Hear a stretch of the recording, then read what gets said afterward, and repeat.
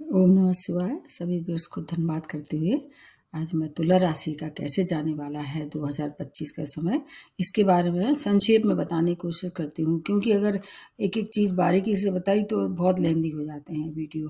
बीच बीच में जो और परिवर्तन होंगे उनके लिए मैं आपको अलग से बताऊंगी। इसमें जैसे आने वाले 2025 की सबसे पहले तो आप लोगों को अग्रिम शुभकामनाएं। ईश्वर करे आपका जीवन सफल हो, आप आध्यात्मिक दुनिया में अच्छी तरक्की करें, आपके जीवन की अभी तक विलासिता है, भोग है, उसमें थोड़ी सी कमी करें। तुला राशि वालों के लिए ये बात ज़रूरी होती है कहनी, क्योंकि वैसे तो ये बहुत अच्छे इंसान होते हैं, लेकिन इनका जीवन क्या होता है, बहुत ऐश्वर्य और वैभव से भरा रहता है। भोग विलास जिसको कह सकते हैं, इसमें इनकी बहुत रुचि रहती है, लेकिन उतने ही बराबर से अध्यात्म की ओर भी अपनी रुचि रखते हैं। तो ये बस वैसे तो देखा जाए तो 2025 का टोटल करें तो 9 नंबर आता है, जो कि मंगल का नंबर है। आपके स्वामी राशि शुक्र है। तो आपका सभी राशि वालों को एक बात मतलब बताना आवश्यक हो जाती है। इसमें जो आपकी मतलब स्वामी राशि हैं, उनकी भूमिका तो पूरे वर्ष भर आपको देखनी पड़ेगी। और अब जो बड़े ग्रह लंबे समय तक एक ही राशि में विचरण करते हैं, उनको देखना है। और कारक ग्रह आपके कौन है, उनका सबसे ज़्यादा प्रभाव होता है। तो इसमें जो इस वर्ष के राजा तो मंगल हैं, आपके स्वामी राशि शुक्र है, जो कि उनके साथ सब संबंध रखते हैं, मिला जुला प्रभाव रहने वाला है। लेकिन इसके अतिरिक्त आपका जीवन जो अभी तक जैसा सुचारू चल रहा था वैसे ही चलने वाला है, क्योंकि कुछ कारक ग्रह हैं, जैसे कि आपके कारक ग्रह हैं शनि, बुध। अब बुध के लिए तो मैंने बहुत वीडियो बनाया है, लेकिन हाँ, शनि के लिए जरूर आप बताने वाले हैं। एक आपके लिए शनि बहुत अच्छे मानते हैं। शुक्र तो आपके स्वामी राशि हैं ही। इस समय अगर गुरु की स्थिति देखी जाए तो आपके लिए ये वैसे तो कारक नहीं होते हैं, आपके भाव में भी अच्छे नहीं चल रहे हैं। तो ये 4 ग्रह ऐसे होते हैं जिसमें 2 छाया ग्रह हैं और 2 जो है अपने मूल ग्रह जिसको कहते हैं। तो प्रारंभ सबसे पहले किया जाता है, जैसे आपको पता ही हुआ, ये वर्ष जो है वो बृहस्पति का वर्ष भी कहा जा सकता है। इस वर्ष बृहस्पति पूरे वर्ष पर छाए रहेंगे सभी राशियों पे। आपके लिए कारक नहीं है। अगर भाव अच्छा है और महादशा अंतर्दशा भी अच्छी चल रही है तो सबको ही वरदान देंगे। तो आपके लिए अभी जहाँ चल रहे हैं वृष राशि में, अष्टम भाव में चल रहे हैं, ये लगभग 14 मई तक चलेंगे। फिर उसके बाद ये राशि बदल के और फिर मिथुन राशि, जो कि आपके भाग्य स्थान में बनेगी, तो भाग्य स्थान में प्रवेश करेंगे। ये इनका कारक भाव है। बृहस्पति के लिए 5 भाव कारक होते हैं, उसमें से एक भाव ये भाग्य स्थान है। तो भाग्य आपका प्रबल हो जाएगा, लेकिन ये समय बहुत लंबे समय तक नहीं रहेगा, क्योंकि 18 अक्टूबर से फिर ये अपनी अतिशाली गति में जाएंगे। और फिर कर्क राशि और आपके 10th भाव में, और कर्क राशि इनकी उच्च राशि भी है, उसमें प्रवेश करेंगे। फिर उसके बाद ये दोबारा वक्री होके पुनः 5 दिसंबर तक वहाँ रहेंगे, फिर आ जाएंगे 5 दिसंबर से आपके फिर से मिथुन राशि भाग्य स्थान में। तो इस तरह से जब ये आपके भाग्य स्थान में आएंगे, उस समय की जो स्थिति होगी बहुत ज़्यादा स्ट्रांग होगी, शुभता देने वाली होगी, क्योंकि एक तो उनके कारक ग्रह आपके भाग्य स्थान में है। और इस समय अगर और बातें भी देखी जाए, एक दृष्टि जहाँ जहाँ इनकी पड़ती, 5 दृष्टि हैं, उनका आपको अलग से बता दूंगी वीडियो। इसमें इन टोटली बता देते हैं कि इस वर्ष आपको गुरु की शुभता किस किस तरह से प्राप्त होगी और कहाँ सावधानी रखनी पड़ेगी। अभी 14 मई तक तो आपकी स्थिति अच्छी नहीं है गुरु के लिए, क्योंकि अष्टम भाव है, इनका कारक भाव नहीं है, ऊपर से आपके लिए कारक भी नहीं है, तो बहुत सावधानी रखनी पड़ेगी। उसका वीडियो मैंने आप लोगों को पहले ही बता दिया था। लेकिन जैसे 14 मई आएगी, आपको बहुत सारी चीज़ों से रिलीफ होगा और बहुत उपलब्धियां प्राप्त होने वाली हैं। भाग्य से जो काम आपके अधूरे पड़े हुए थे उसमें प्रगति आएगी, क्योंकि इनकी गति बहुत तेज होगी। जो मतलब जितना इन्हें देखा, मतलब जितना समय या जितनी डिग्री इन्हें एक साल में पूरी करनी होती है, जो उसके लगभग आधे समय में ही पूरी करेंगे, क्योंकि गति बहुत फास्ट होगी। और ये भाग्यस्थान में लंबे समय तक, मतलब 18 अक्टूबर तक तो रहेंगे। ये समय आपके लिए बहुत अच्छा रहने वाला है। उसके बाद भी आपके लिए समय अच्छा रहेगा, क्योंकि ये आएंगे 10वें भाव में, जो कि केंद्र भाव है। अब इसमें अब बता देते हैं शनि के लिए। शनि आपके अभी जहाँ चल रहे हैं आपके कुंभ राशि में चल रहे हैं, पंचम भाव में। तो पंचम भाव में इनका अभी स्वर्ण का पाया है। उसके बाद फिर अपनी 29 मार्च से अपनी राशि बदल के मीन राशि में आपके 6 भाव में आ जाएंगे। ये बेस्ट होती है इनकी पोजीशन शनि की, ऊपर से आपके लिए कारक हैं। तो आपको 29 मार्च तक जो भी जैसे परेशानियां आ रही थी आपको, शिक्षा का, संतान का या शेयर मार्केट का शौक रखने वालों, प्रेम प्रसंगों के लिए थोड़ी सावधानी जैसे अभी तक चला रहे थे और 29 मार्च तक चलाते रहिए। उसके बाद अगर जब आपको जो अगर परेशानी इस विषय में थी वो सब परेशानी शनि दूर करेंगे। एक तो कारक है, ये भाव बहुत अच्छा है। अब इसके बाद आ जाते हैं 2 छाया ग्रह कौन कौन से हैं। एक राहु और एक केतु। राहु अभी मीन राशि में आपके 6 भाव में चल रहे हैं, तो ये भी आपके लिए अच्छा होगा, क्योंकि 6 भाव जो है क्रूर ग्रहों के लिए अच्छा मानते हैं। तो अब ये फिर अपनी राशि कब बदल लेंगे, 18 मई तक। तो मई में क्या है, बहुत बड़े बड़े परिवर्तन होने वाले हैं, एक गुरु का और दूसरा राहु का। उसके पहले मार्च में शनि का भी परिवर्तन हो जाएगा। जब राहु चेंज करेंगे अपनी राशि तो उसके विपरीत जो केतु हैं, अभी जैसे कन्या राशि में चल रहे थे आपके 12th भाव में, फिर वो अपनी राशि बदल के 11th भाव में आ जाएंगे, लियो में, मतलब सिंह राशि में प्रवेश करेंगे। तो 11th भाव वैसे बहुत अच्छा है, हालांकि सूर्य से इनकी केतु की मित्रता नहीं है, इसलिए आपको मिला जुला प्रभाव रहेगा। कभी कभी ये आप लगेगा कि सब काम होने वाले हैं और एन टाइम पे आपको फिर कहीं ऐसी कोई रोड़ आ जाएगा कि उसमें हो सकता है कि आपको थोड़ा और इंतजार करना पड़े। अब उसमें क्या है, एक बात बताने वाली है, ये तो मैं संक्षेप में बता रही हूँ। इसमें बीच बीच में क्या होगा कि हर एक जो लंबे समय तक रहने वाले ग्रह नक्षत्र परिवर्तन भी करते हैं। जैसे अब अगर गुरु को ही देख लेते हैं तो इस दौरान जो पूरे वर्ष गुरु अभी जैसे रोहिणी नक्षत्र में चल रहे हैं, फिर अप्रैल में मृगशिरा में आ जाएंगे, फिर उसके बाद जून में अपना आद्रा में प्रवेश करेंगे। ठीक इसी तरह से अगस्त में फिर से पुनर्वसु नक्षत्र में आ जाएंगे। तो उसके लिए अभी से नहीं बता रही हूँ मैं, उसी समय बता दूंगी। ठीक इसी तरह से राहु के लिए भी है, शनि के लिए भी जो नक्षत्र परिवर्तन होते हैं, राहु केतु इनके नक्षत्र परिवर्तन बहुत महत्वपूर्ण होते हैं। आपको शायद मालूम नहीं होगा, क्योंकि आपका जो बर्थ का जो नक्षत्र है, पूरे जीवन भर आपके शुभ या अशुभ प्रभाव से जोड़ के देखना चाहिए। राशि तो है ही, लेकिन इसके अलावा महादशा अंतर्दशा भी देखी जाती है, लेकिन नक्षत्र आपका जीवन का जो चंद्रमा जिस नक्षत्र में है वही रहता है, तो उसको बीच में आपको अलग अलग बताती रहूंगी। ये तो हो गई आपकी बड़े लंबे समय तक रहने वाली जो भी परिवर्तन है या जो आपको फायदा नुकसान है उसके बारे में अब आगे बताते हैं। वैसे तो ये वर्ष जो है वो देखा जाए तो मकर लग्न और पूर्वाषाढ़ा नक्षत्र से शुरू हो रहा है। मतलब जब ये जनवरी का समय होगा तो ये समय स्थिति बनेगी आपके सभी लोगों की लग्न के लिए। इसमें जैसे 13 जुलाई से शनि फिर बकरी हो जाएंगे। जब भी कोई पापी ग्रह या क्रूर ग्रह बकरी होता है तो उसके प्रभाव में वृद्धि हो जाती है। अगर अभी जैसे बृहस्पति चल रहे हैं बकरी, ये 4 फरवरी तक रहेंगे, तो आपको फिर जब तक ये बकरी हैं थोड़ी ज़्यादा हानि हो रही होगी, धन को लेके, आपके हेल्थ को लेके, आपके हो सकता है कोई विदेशी काम में अटक रहे होंगे। लेकिन जैसे ये मार्च की 4 फरवरी से हो जाएंगे बृहस्पति, तो आपको फिर उनके फायदे जो मिलना चाहिए मिलना शुरू हो जाए। विशेष तौर से उनकी राशियों के जो होते हैं, इनकी दृष्टि का बहुत फायदा होता है। जो शुभ ग्रह होते हैं उनकी शुभता भरी दृष्टि होती है, और जो थोड़े क्रूर होते हैं, क्रूर जैसे शनि है, अभी शनि जहाँ चल रहे हैं कुंभ राशि में, तो इनकी एक दृष्टि नीच दृष्टि पड़ रही है, उससे आप सभी लोगों को बहुत हानि हो रही होगी। ये आपके कहाँ पड़ रही है, व्यापार के स्पाउस के भाव में पड़ रही है। ये परिवर्तन सबके लिए थोड़ा सा परेशानी भरा हो रहा होगा, लेकिन अब निश्चिंत हो जाइए। जो आगे 14 मई से जो आपको कुछ फायदे देने वाले हैं गुरु, उनके लिए तैयार हो जाइए। पूरे वर्ष भर क्या क्या फायदा होगा, जैसे आपको धन का, स्वास्थ्य का, हर एक परेशानी को दूर करेंगे। और इसकी सबसे पहले शुरुआत की जाए कब से, सेहत से शुरू किया जाए। मतलब स्वास्थ्य कैसा रहेगा पूरे वर्ष भर। जो प्रारंभ का समय है, जैसे मैंने पहले ही बताया है कि जब तक गुरु अष्टम में है बहुत अच्छे परिणाम आपको नहीं मिल रहे होंगे। और इसके बाद जैसे ही अभी, क्योंकि ये बकरी भी चल रहे हैं, एक दोहरा एक नुकसान है, ये आपके लिए कारक भी नहीं है, तीसरा नुकसान है ये। तो अष्टम भाव से परेशानी आ रही होगी, जैसे सेहत में धन हानि हो रही होगी, या आपका कहीं ससुराल पक्ष से कोई परेशानी का सामना करना पड़ेगा। अब उसके बाद फिर और एक और विशेष बात यह है कि आपका जो एक और ग्रह है जो आपके लिए अच्छे फल नहीं देता है, मतलब एक मंगल है, एक सूर्य भी। तुला राशि में तो सूर्य नीच रहते हैं, मंगल से भी बहुत अच्छे संबंध नहीं है।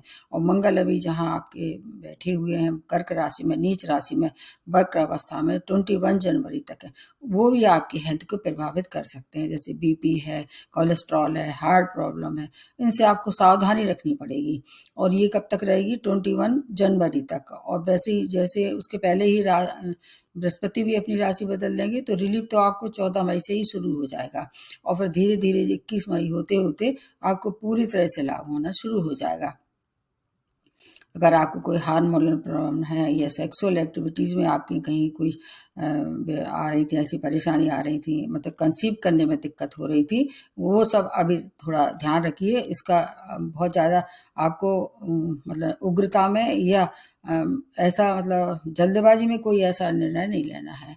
एंजाइटी वगैरह आपको परेशान कर रही थी, उस पर हेल्थ का आपको मतलब 29 मार्च तक की ध्यान रखें तो भी चल जाएगा।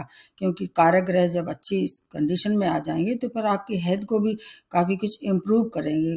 गुरु को और आपको गुरु की जो मतलब अशुभता उसको कम करना होगा और शनि की शुभता बढ़ानी होगी, फिर आपकी हेल्थ भी कंट्रोल में रहेगी। अगर आप डायबिटिक हैं तो खाने पीने का ध्यान रखें, क्योंकि सेकंड भाव भी इस समय एक्टिवेट हो जाएगा, मंगल की राशि है।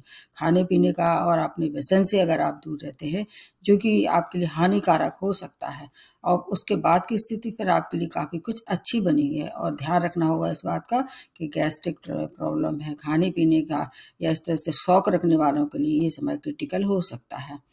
क्योंकि छठवें और 8वें भाव का ये जो बन रहा है संयोग वो अच्छा नहीं है। छठवां भी रोग शत्रु का है, अष्टम भाव भी आपकी आयु का है।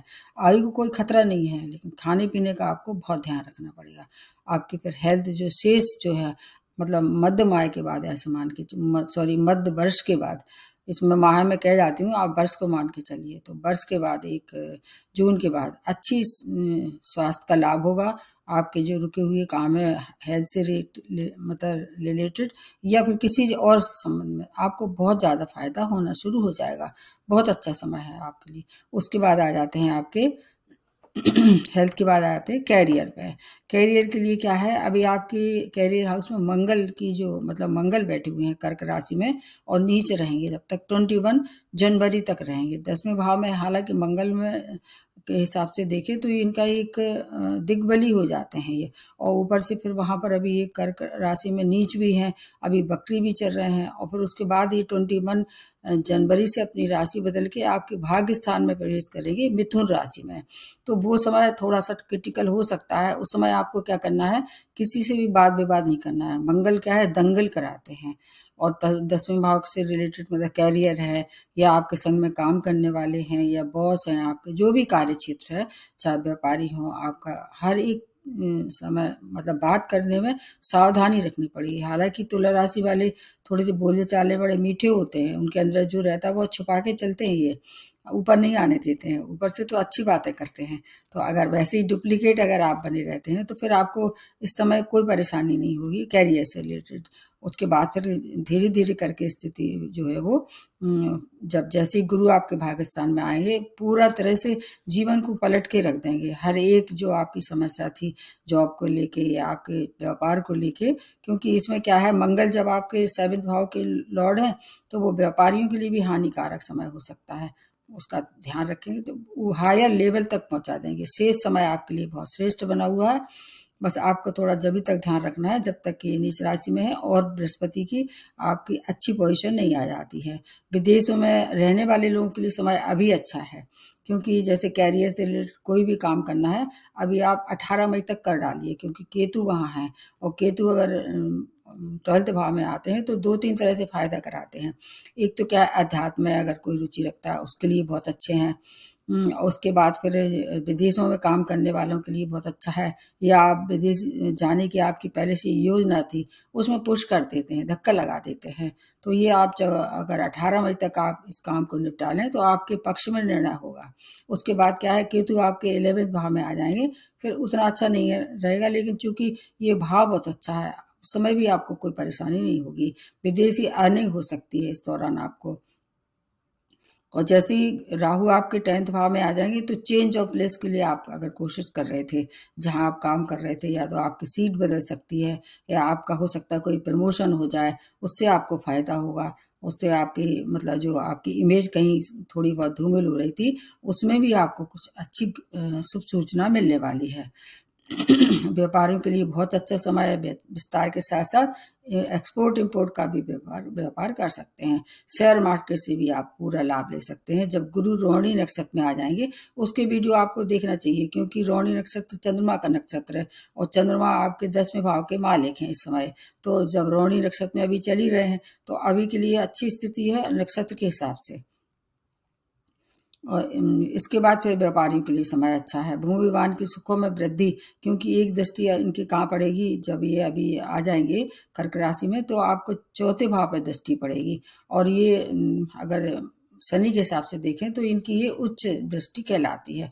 तो भूमिवान की सुखों में वृद्धि, और आपका माता का स्वास्थ्य खराब हो रहा था उसमें इम्प्रूवमेंट हो जाएगा। आपका मानसिक क्लेश जो आपके अंदर चल रहा था, उसमें काफी कुछ सुधार होता नजर आ रहा है। वो भी जब गुरु आपके 10वें भाव में आ जाएंगे, तो कैरियर में उन्नति के साथ साथ परिवार के रिश्ते भी काफी अच्छे रहने वाले हैं। धन लाभ होगा, वैवाहिक सुख होगा, वैवाहिक और माता की हेल्थ भी इम्प्रूवमेंट हुई। कैरियर के लिए बहुत अच्छा समय है ये पूरे वर्ष भर। उसके बाद आ जाते हैं आर्थिक स्थिति कैसी होगी। जब कैरियर में आपको उन्नति होगी, चाहे व्यापारी हो, चाहे जॉब में प्रमोशन हो, व्यापार में विस्तार हो, तो आर्थिक स्थिति ऊंचाइयों तक पहुंचाने वाले हैं। रुका हुआ धन प्राप्त होगा। अगर कोई प्रमोशन ड्यू था, उससे आपको धन लाभ होगा। कहीं से कोई राजकीय काम अटका हुआ था, गवर्नमेंट सेक्टर से जुड़ के कोई काम कर रहे थे, उसके लिए बहुत अच्छी सूचना है। 21 जनवरी के बाद 21 जनवरी के बाद आपको विदेशी अर्निंग भी हो सकती है, क्योंकि अभी वैसे केतु जब तक वहां है, उसका पूरा आप लाभ ले सकते हैं। विदेश से जुड़ के कोई कार्य कर रहे थे, अगर व्यापार कर रहे थे, उससे भी आपके आर्थिक स्थितियों में चार चांद लग जाएंगे। तुला राशि वालों के लिए धन के लिए बहुत अच्छा है, व्यापारियों के लिए बहुत अच्छा है। आपका मतलब स्टेटस चेंज करवा देंगे ये शनि, जो बहुत अच्छी कंडीशन में आ रहे हैं। जब वो 6 भाव में आएंगे तो एक दृष्टि आपके 12th भाव पे भी पड़ेगी। तो विदेशी अर्निंग, विदेशी कार्य में प्रगति, और आपके लिए हर तरह से, एक तरह से लॉटरी सट्टा से भी आप पैसा कमा सकते हैं। पूरा वर्ष जो है वो धनागमन के लिए बहुत श्रेष्ठ बना हुआ है। तो अगर आपकी आर्थिक स्थिति अच्छी, कैरियर अच्छा है, विवाह योग है, विवाह के इच्छुक हैं, तो विवाह के लिए समय बता देते हैं कितना अच्छा है आपके लिए। आपको 14 मई से लेके 18 अक्टूबर तक का समय विवाह के लिए स्ट्रॉन्ग चांसेस बन रहे हैं। उसके पहले कमजोर है, क्योंकि अभी जब बृहस्पति आपके कहाँ आ रहे हैं, मतलब 8th भाव में चल ही रहे हैं, तो उतने अच्छे चांसेस नहीं हैं। और अगर शुक्र की स्थिति आपको देखना है, तो जनवरी का महीना आपके लिए काफी अच्छा रहेगा। उस समय क्या है कि शुक्र ये अपनी उच्च राशि में आ जाएंगे। ये उस दृष्टि से देखें तो आपके लिए फिर वो भी समय अच्छा है। लेकिन जहां तक स्ट्रॉन्ग चांसेस हैं, जब गुरु की स्थिति बदल जाएगी, मतलब ये 14 मई से लेके 18 अक्टूबर तक का समय बहुत स्ट्रॉन्ग चांसेस हैं विवाह के लिए। एक दृष्टि जो 5th भाव पे पड़ रही है, तो प्रेम विवाह भी कर सकते हैं, और अगर अरेंज मैरिज करना चाहें तब भी अच्छा है। जब मंगल की स्थिति बदल जाए तब आपके लिए अच्छा है। जब मंगल भाग्य स्थान में आ जाएंगे बदल के, तो वो भी आपके लिए बहुत अच्छा रहेंगे। मतलब जनवरी का छोटा एक टाइम है, उसके बाद फिर मई के बाद की स्थिति बहुत अच्छी है वैवाहिक के लिए। वैवाहिक जीवन के लिए हर तरह से, जब वैवाहिक जीवन भी अगर कहीं अस्त व्यस्त हो रहा था, जो कि मंगल कर रहे होंगे इस समय, मंगल अच्छी स्थिति में नहीं है, सभी राशियों को तंग करेंगे। ये वर्ष भी मंगल का है, इसलिए बहुत ज्यादा उसके व्यापक प्रभाव होंगे। उसके बाद आपको फिर काफी राहत होगी। वैवाहिक संबंध को भी इस समय संभाल के रखना पड़ेगा जब तक कि आपके वक्र अवस्था में है। उसके बाद फिर वैवाहिक संबंध भी यदि अच्छे हो जाएंगे। और अगर आप जहाँ तक है संतान प्राप्ति के लिए भी समय, वही समय बहुत अच्छा 14 मई के बाद। एक दृष्टि जो है 5th भाव पे पड़ेगी, तो शिक्षा और संतान के लिए समय बहुत श्रेष्ठ रहने वाला है। जैसे ही बृहस्पति अपनी राशि बदल लेंगे, आप चाहें तो संतान की इच्छा रखने वालों के लिए समय शुभ रहेगा। और वो कब तक रहेगा, जब तक कि बृहस्पति आपके भाग्य स्थान में रहेंगे। बीच में जैसे अतिसारी गति से 10th भाव में आ जाएंगे, फिर उतना नहीं रहेगा। लेकिन एक बार कंसीव हो जाते हैं तो फिर आराम से आपका मतलब पूरा मैच्योर बेबी आपके सामने आएगा 9 महीने के बाद। ये फिर आपके लिए मिला जुला प्रभाव रहेगा। स्टूडेंट के लिए समय बहुत अच्छा है। स्टूडेंट अगर हैं आप, तो आपके लिए अभी भी समय अच्छा है। और जब ये जो राहु का और शनि का जो परिवर्तन होगा उस समय की स्थिति भी बहुत अच्छी रहेगी। बीच बीच में आपको मैं बताती रहूंगी, आपको देखना पड़ेगा। अभी से बताऊंगी तो आपको फिर ध्यान में नहीं रहेगा। अब और चीजें जैसे बता देते हैं, राहु जब आपके 6 भाव में अभी चल रहे हैं तो रोग ऋण शत्रु से आपको काफी राहत हो रही होगी। और उसके बाद जब जैसे ही अपनी राशि बदल के शनि आपकी 6 भाव में आ जाएंगे तब भी आपके लिए समय बहुत अच्छा रहने वाला है। कोई कंपटीशन फेस कर रहे थे उसके लिए समय अच्छा है। शनि आपको धनी बनाएंगे, तो कोई ऋण से कहीं आप छुटकारा चाह रहे थे या ऋण लेना चाह रहे थे, आप भरपूर ऋण ले सकते हैं। और फिर ये 2.5 वर्ष का समय रहेगा। शनि अभी 2.5 वर्ष तक आपके 6 भाव में रहेंगे। हर एक तरह से आपको राहत होगी। एक तो कारक है, ऊपर से भाव बहुत अच्छा है। रोग ऋण शत्रु से छुटकारा, कोई कंपटीशन फेस कर रहे थे उसमें अपार सफलता प्राप्त होगी। तो ये स्टूडेंट के लिए समय बहुत अच्छा है, क्योंकि कुछ ग्रह बहुत अच्छे हैं। जैसे राहु आपके लिए अभी भी अच्छे हैं, बाद में भी अच्छे रहेंगे। ठीक इसी तरह से शनि भी अच्छे हैं। बृहस्पति जरूर 14 मई तक थोड़ी परेशान कर सकते हैं, आपको काफी राहत होगी 14 मई के बाद। इसमें शत्रु पे भी अगर आप जैसे कोर्ट केस में कहीं कोई मामला जो उलझा हुआ था, राहु अभी 6 भाव में है, जब तक वो काम को निपटा लीजिए 18 मई तक। 18 मई के बाद फिर राहु की जैसी पोजीशन बदलेगी फिर वहां शनि आ जाएंगे, तब भी आपके लिए अच्छा है। तो शत्रु पे आप भारी पड़ेंगे। शुक्र की पोजीशन आपको 1 जनवरी से जैसे ये अपने उच्च राशि में रहेंगी तो संतान की तरफ से शुभ समाचार प्राप्त हो सकते हैं। कोई कंपटीशन जैसे मैंने बताया उसमें अच्छा हो सकता है। अगर आपकी स्कूलिंग चल रही है, विद्यार्थी हैं, उसके लिए समय बहुत अच्छा है। स्टूडेंट का थोड़ा फोकस जरूर रखवा देंगे जब भी कभी ऐसी स्थिति बनती है। शुक्र बहुत मतलब पावरफुल ग्रह हैं, और जब आपके लिए बहुत अच्छे मतलब रहते हैं, जैसे उच्च राशि में रहते हैं या स्ट्रांग हो जाते हैं, तो थोड़ा मन जो है वो दूसरे सेक्स के प्रति आकर्षित करवा देते हैं।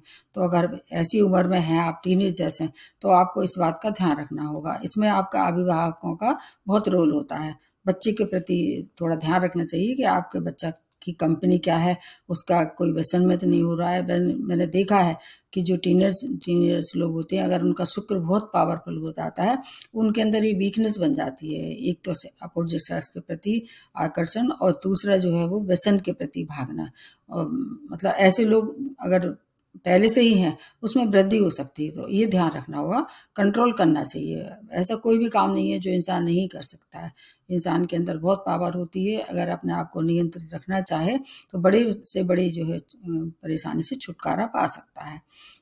ये समय आपके लिए मध्य वर्ष के बाद ज्यादा मतलब विशेष तौर से जब बृहस्पति की पोजीशन बदल जाएगी, मध्य वर्ष के बाद बहुत अच्छा रहने वाला है। उसके पहले थोड़ा आपको चोट चपेट दुर्घटना से और अचानक धन हानि से बचना होगा। अब आपके लिए एक और सभी लोगों के लिए है, आपके लिए भी वही बात है। 29 मार्च से लेके 18 मई तक का समय सावधानी रखनी पड़ेगी, क्योंकि आपके कहाँ ग्रहण पड़ेगा। ये जो सूर्य ग्रहण पड़ने वाला है, एक सूर्य ग्रहण की ये इसलिए ज्यादा बता रही हूँ क्योंकि उस समय 6-7 ग्रह एक साथ रहेंगे एक ही घर में। आपके किस भाव में? 6 भाव में रहेंगे, जो कि भाव बहुत अच्छा नहीं है। तो आपको ध्यान रखना पड़ेगा शत्रुओं से, आपकी हेल्थ से, आपके रोग शत्रुओं से, सबसे आपको बचाव रखना पड़ेगा। जब तक कि अगर कुछ और ग्रह जैसे अपनी राशि बदल लेंगे, जैसे लंबे समय तक जो ग्रह है वो तो रहेंगे, लेकिन बीच बीच में जो शॉर्ट टाइम में अपनी राशि बदल लेते हैं, तब तक बहुत सावधानी रखनी पड़ेगी। इसके पहले ये ग्रहण और पड़ेगा, जो चंद्र ग्रहण है 14 मार्च को पड़ेगा। तो आपको 14 मार्च के थोड़े पहले से और इसके बाद 29 मार्च के बाद तक 15 दिन 20 दिन के बाद आपको ऐसे मतलब कोई झंझट वाला काम नहीं करना है। जैसे किसी की झूठी गवाही नहीं देना है। कोर्ट केस में अगर कहीं है तो थोड़ा शांत रखिए, निर्णय आएगा आपके पक्ष में निश्चित रूप से। 100% कह सकती हूँ जब शनि वहां पर आ जाएंगे। तो थोड़ा धैर्य रखिए। उग्रता में कोई ऐसा निर्णय नहीं लीजिए जिससे आपको फिर आगे भविष्य में पछताना पड़े। तो ये समय थोड़ा सा, वो समय जितना अगर आप ध्यान रख लेते हैं तो शेष वर्ष जो है आपके लिए बहुत अच्छा रहने वाला है। धन से, मान से, सम्मान से, विवाह से, संतान सुख से, शेयर मार्केट से, हर तरफ से आपको शुभ समाचार मिलने वाले हैं। अब इसमें जैसे मैंने पहले ही बताया है कि ये तो एक जर्नल होता है। अब आपकी महादशा अंतर्दशा कैसी चल रही, एक तो ये देखना होता है। आपकी स्वामी राशि की सिचुएशन लगातार बदलती रहेगी शुक्र के लिए, तो वो बीच-बीच में आपको मैं बताती रहूँगी। और जैसे शनि की और राहु की जब भी बदलेगी स्थिति, उसकी मैं और विस्तार से बताऊँगी। इन टोटली आपके लिए समय ये वर्ष ग्रोथ का है, आपके लिए नए परिवर्तन का है, जीवन आपका काफ़ी कुछ सुखद रहने वाला है। इसके साथ आपको उपाय थोड़े से बता देते हैं। आपके लिए शनिवार को दान करना चाहिए, किसी नीडी लोगों को, जो चाहे आप अपनी तरफ से उनको खाने का या वस्त्र का किसी तरह से दान कर सकते हैं। इस समय धन के लिए विशेष तौर से बहुत अच्छा होगा। हेल्थ के लिए मंगल का दान सबसे ज़्यादा प्रभावी होगा इस समय। मंगल के जैसे आपको चाहें तो लाल दान कर सकते हैं मंदिर में जाके, या हनुमान जी की शरण में जाइए, फिर भी आपके लिए समय अच्छा है।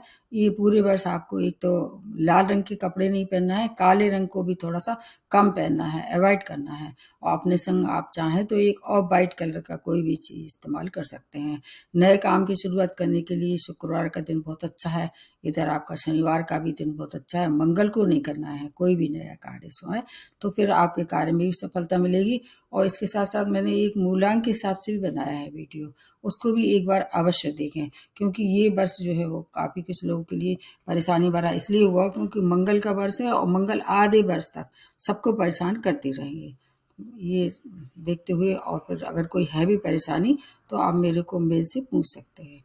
आज यहीं समाप्त करते हुए नमस्ते और धन्यवाद।